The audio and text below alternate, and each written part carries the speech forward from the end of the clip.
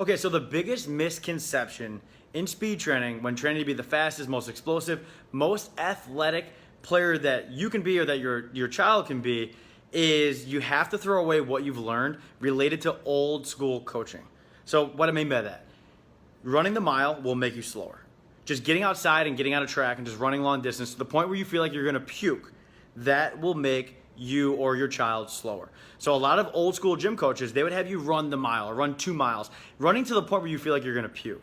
Now, I'm the first one to say, a lot of the guys that I train, now I've worked with youth through professional level athletes, some guys that run as fast as 4:2:40s, okay?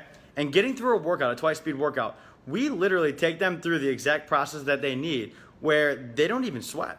They'll get through a 60-minute workout, and by the end, they're not even sweating, but they're the ones that are showing up to the combine, running the 4.2, running the 4.3, being the fastest man, being the guy that you look at on game film, you're like, wow, how does anyone catch him? He just looks above and beyond everybody else. And he's not puking after his workouts.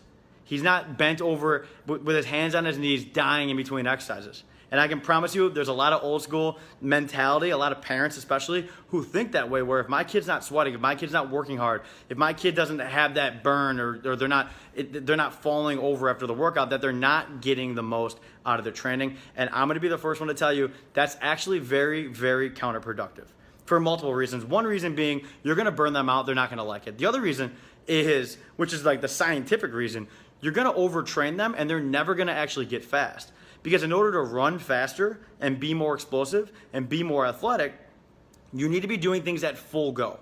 You need to be doing things at the most power that you can possibly do it as an athlete. So if your kid is jumping 10 times as hard as they can, as opposed to doing 10 consecutive jumps in a row over and over and over again with not as much distance on each jump, not as much maximum effort, not as much power, not as much output into the force development into the ground, they're gonna be slower from doing that consecutive, the one that made their body burn, the one that made them feel it in their legs. That, I promise you, is going to make them slower over the long term.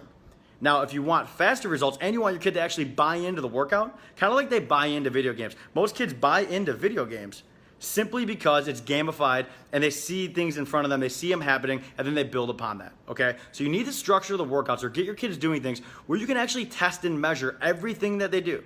You want to test and measure. You don't want to go the old school coaching and test and measure their mile time when that doesn't matter. It will make them slower. Trust me, if your child runs a 5 flat 40-yard dash right now, you have them run a mile a day for the next 30 days, their 5 flat will not be faster. It'll be slower.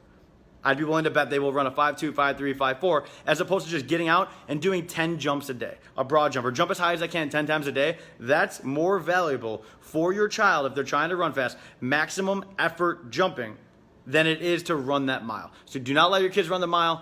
Do not, if you want them to run fast, you need to have them do things that are at max effort, and you have to throw away what you learned in gym class back in the 70s, back in the 80s, back in the 90s, the early 2000s, whatever age you are. You have to throw away what you learned from these coaches because they do not study speed. They do not study rate of force development. They do not study amortization phases and concentric phases, eccentric phases. They don't understand the way that the body actually works when it's in motion. They're not teaching from that standpoint. They're teaching from, if you don't get enough out of your workout, you're not bent over puking. So that's how they think about it. You have to be puking after your workout to have a killer workout, and it could not be further from the truth. So be sure, share this video if it helped you. Leave a comment. We're always here answering comments. I love to help you. Just make sure, stop running the mile.